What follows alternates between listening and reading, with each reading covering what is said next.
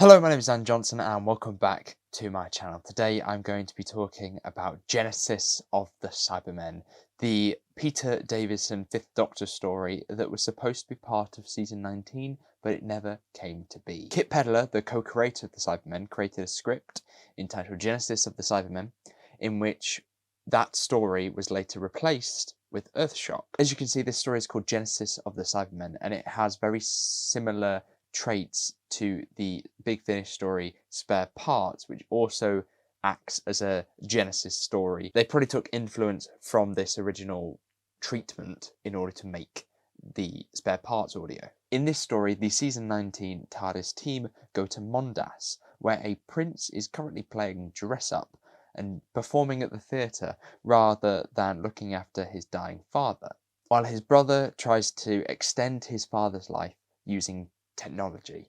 I mean, it's Mondas. Where do you think this is going? That's from the beginning of the story, and then we have a time jump, and the actors are replaced with different ones as we see a world that is getting closer and closer to the Cybermen. The aging of these characters is probably the most important bit, because you need there to be a good setup and a good payoff, because without that, the whole sort of crutch of the story falls apart. And luckily, it does have one of them. I did think it was weird that they age up the characters by replacing them with other actors. The story's so good that you don't actually need to have a different actor playing the part to understand who it is, because the script outlines them really well. I do think it would have been interesting for the performances for somebody to play both a younger and a more battle-weary version of the same character and be portraying that through their voice. The Cybermen are great. Seeing an alternate Genesis to the villains is really interesting, particularly the setting, because it has more of a medieval theme to it. Well, it comes across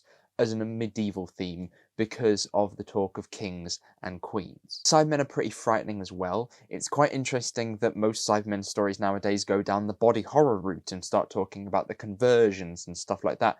But with this one, they're talking more about delusion, scientific endeavors that have gone too far, and they're thinking about upgrades and, changing your arms or changing your knees because they are damaged in your older age. And I found that quite an interesting take on the Cybermen, one that is not just like a carbon copy of tons of other stories. Although I can't help but see a bit of Spare Parts in this story. I mean, it's bound to happen, of course. We're dealing with essentially the same subject matter. There's also a subplot that feels very similar to Spare Parts in the fact that they both try to do the idea of there's always a face, a person behind the mask of the Cybermen, and that emotion, that personality has gone and they're replaced with something uniform.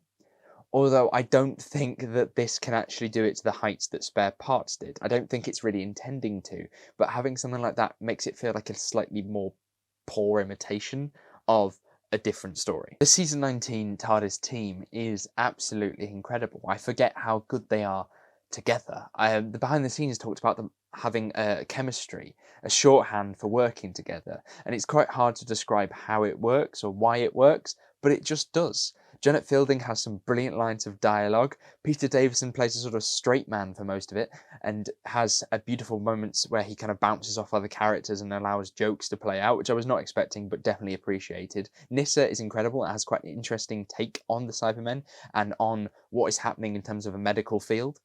And Matthew Waterhouse, who plays Adric, obviously has aged since he played Adric in Doctor Who, but the maturity that he has in his voice and in his performance, I think, does put Adric aside and improves his character a little bit, because he was quite a petulant child, moaning to the Doctor, wherever he was, that he wanted to go back to the TARDIS and, do some sums or something.